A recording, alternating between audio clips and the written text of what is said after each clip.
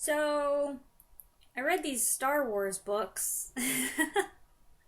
I can't believe I did it. Keep in mind that just last year I was not into Star Wars at all, and it was only at the beginning of this year that I finally watched the entire original trilogy and changed my mind about it. At the end of my review of that, I said that there were a few books that I'd heard of that I might check out, and, well, these are the books that I was referring to.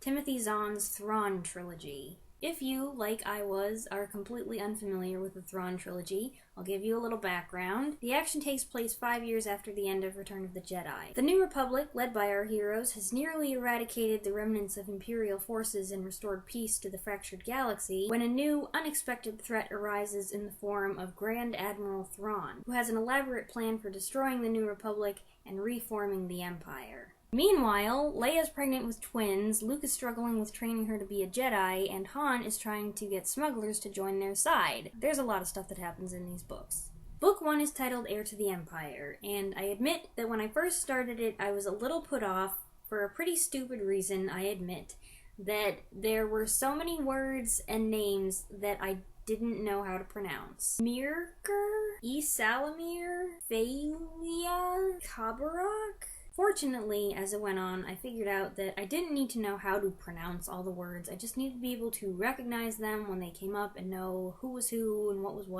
was important. And it really wasn't that hard. But initially, because of this and just the fact that reading a space opera is just so completely out of my element, I wasn't able to get into the story until about the 30% point. And that's when the main conflict, the main action started happening. Luke Skywalker on the run in a dangerous forest with a woman who has sworn to kill him, but they have to keep each other alive, and suddenly it's exciting and suspenseful and full of tension, and all of a sudden I was really into it. And then when it ended, I was like, it's over! I want to read the next one! Completely unexpected reaction. I had to wait for about a month for the second book, Dark Force Rising. I would say that that book was my least favorite of the three, but it was still very enjoyable. I especially liked the parts talking about the Dark Force, and there was a really good prison break sequence. And of course, when I was done with that one, I couldn't wait to find out what happened next. So instead of sitting on the waitlist for the ebook, I went and I got a physical copy of the third and final book, The Last Command. The Last Command was my favorite of the three books. The whole book was good, and there are a lot of things that happen, and there are a lot of humorous exchanges between the smugglers, between Han and Luke. Han in this is much more himself than he was in the first two books, where he is surprisingly serious and kind of stressed out. Although, if you consider that he's the expectant father of twins, then you can kind of understand why he would be stressed out. But then, in the final 5 or 6 chapters, when all of Zahn's prep work comes together for the big finale, I was so into it. I was like, no! What? No! No, no, no, no! What? Yes! No! Ah! Timothy Zahn managed to stay very faithful to the movies. The tempo and format of the writing seems to match them. And he includes enough references to tie things together or make the reader smile, but not so many that the books lean on the movies like a crutch. In fact, what really makes them so good, I think, is that they are able to stand on their own. Because he builds on the existing world with new planets and new creatures. He adds touches of realism, of the technical and psychological variety, and he creates original characters. The big standouts in the new character department are, of course, Joruus C'baoth, Thrawn, and Mara Jade. Joruus C'baoth, see, this is where the pronunciation thing is a problem, is a deranged clone of a Dark Jedi, and so there's lots of fodder for craziness there. Grand Admiral Thrawn is great. He just sounds cool. He's got blue-black hair, blue skin, glowing red eyes, he wears a crisp white uniform, and he's got this deceptively calm voice. He commands your attention from his first scene to his last, because he's the kind of bad guy you love. Clever, cunning, and classy.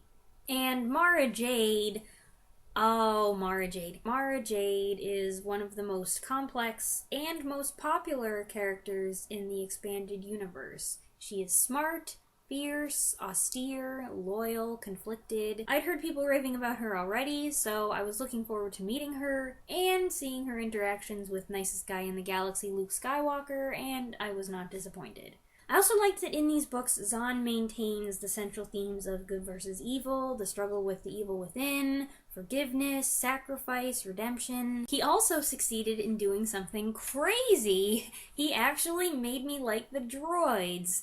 3PO and R2, especially R2, not so much 3PO, he was still annoying, but I found R2 so much more endearing and personal in this than I had found him in any of the movies, and I did not expect that to happen. And there were also these really clever tidbits in there that I loved. I think one of my favorite ones was the fact that Talon Karrde's pet Vornskers were named Sturm and Drang. Sturm and Drang means storm and stress in German, and that is a reference to the Sturm and Drang movement in Germany in the late 1700s.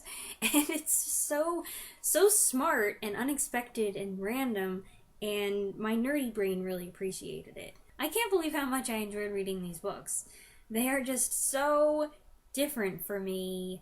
But hey, you know what I found out? Timothy Zahn actually wrote a duology to follow this trilogy called the Hand of Thrawn duology, and besides that, he wrote a whole bunch of other books, and there are other Star Wars books in the expanded universe that people say are really good, and so now that I've gotten a taste for it, who knows what other Star Wars books I'm going to end up reading. Oh, one more thing I should address. I've heard some people say that now there's an episode 7, this whole expanded universe thing is pretty much obsolete. But I really don't feel like it has to be that way. Just look at it as there being 2 futures instead of 1. Speaking of The Force Awakens, got it. Except it's a Blu-ray, and we don't have a Blu-ray player. But I might be able to get something to play it on. We'll see. Thanks for watching! Bye!